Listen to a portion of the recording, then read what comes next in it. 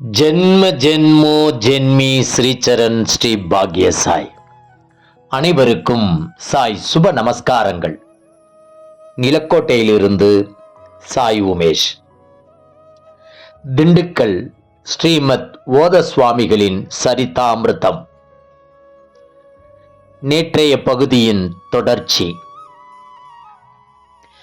ஓத சுவாமிகள் என்கிற சுப்பையா சுவாமிகள் திண்டுக்கல்லில் அவதூதராக வீதி வீதியாக சுற்றி கொண்டிருந்த காலம் அது. ஏதாவது ஒரு தெரு சாக்கடையில் சாஷ்டாங்கமாக அமர்ந்து அந்த நீரை ஆனந்தமாக அளந்து கொண்டிருக்கும் சுவாமிகளை பார்க்கும் திண்டுக்கல் வாசிகள் அந்த இடத்திலேயே நமஸ்கரித்து அவரை வணங்குவார்கள். அப்போது சிருங்கேரி ஸ்ரீமடத்தின் 32வது பீட்டாதிபதியான ஜகத்குரு ஸ்ரீ நரசிம்ம பாரதி சுவாமிகள் திண்டுக்கல்லுக்கு விஜயம் செய்திருந்தார். அபிராமி அம்மன் ஆலயத்தின் எதிரே இருக்கும் சாலையில் சிருங்கேரி மடம் இருந்தது.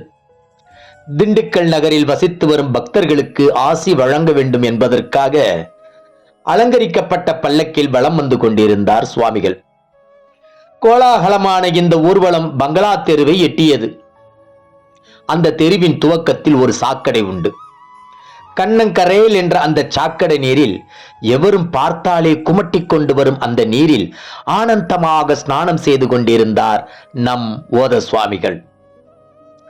சிருங்கேரி ஆச்சாரியாரின் ஊர்வலம் இந்த இடத்தை கடக்கும் போது அண்ணாந்து ஆச்சாரியாரை பார்த்தார் நம் ஓத சுவாமிகள்.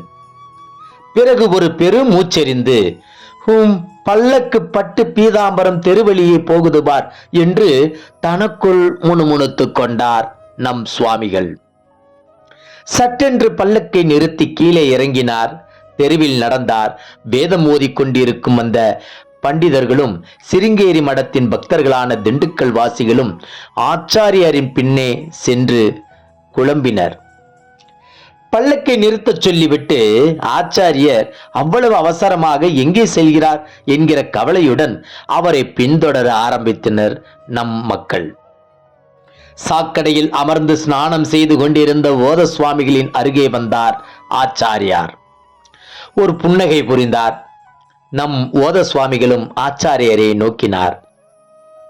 சாக்கடையில் அமர்ந்திருந்த ஓத சுவாமிகளின் அருகே வந்து, அண்ணா, என்ன கோலம் இது என்று ஆச்சரியமாக கேட்டார். உடனே நம் சுவாமிகள், ஓ நரசிம்மனா, வா வா வா நரசிம்மா என்று நெகிழ்ச்சியுடன் கூறினார். இதற்குள் அங்கு சூழ்ந்திருந்த வேத பண்டிதர்களும் உள்ளூர் பிரபலங்களும் சிருங்கேரி ஆச்சாரியரிடம், சுவாமி, இவன் பித்து பிடித்தவன், இவனை ஒரு பொருட்டாக மதிக்காதீர்கள் சுவாமி. இதே ஊரில் வெகு நாட்களாக இப்படித்தான் திரிந்து கொண்டிருக்கிறான். இவனை பார்த்தாலே எல்லோருக்கும் குமட்டி கொண்டு வரும் என்று முகம் சுளித்துக் கொண்டே சொன்னார்கள்.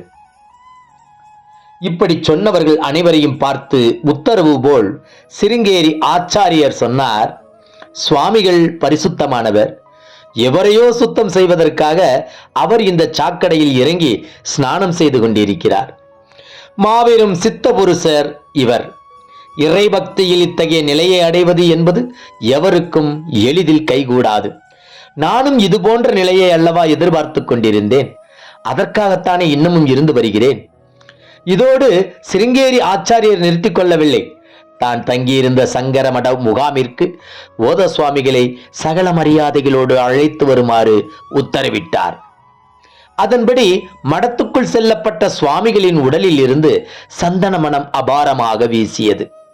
திருமேனியில் சாக்கடை நீரும் குப்பையும் அப்பி இருந்தாலும் உடலில் இருந்து நறுமணம் அல்லவா வீசுகிறது. இவர் எப்பேற்பட்ட மகானாக இருக்க வேண்டும் என்று வியந்து பலரும் ஓத சுவாமிகளின் திருவடிகளில் விழுந்தனர். ஒரு தனி அறையில் சிருங்கேரி ஆச்சாரியரும் ஓத சுவாமிகளும் நீண்ட நேரம் பேசிக் கொண்டிருந்தனர். அதன் பின் ஓத சுவாமிகளை வழி அனுப்ப சிருங்கேரி ஆச்சாரியரை வெளியே வந்து விடை கொடுத்தாராம். வரே நரசிம்மா என்று சத்தமாக கூறியபடி ஓத சுவாமிகள் அங்கிருந்து கிளம்பினாராம். சுவாமியின் சரிதாமிர்தத்தை நாளைய தினம் அனைவரும் பருகுவோம். ஜெய் குரு சாய். நற்பவி சாய் ராமா. ஜெய் குரு தேவதத்தா.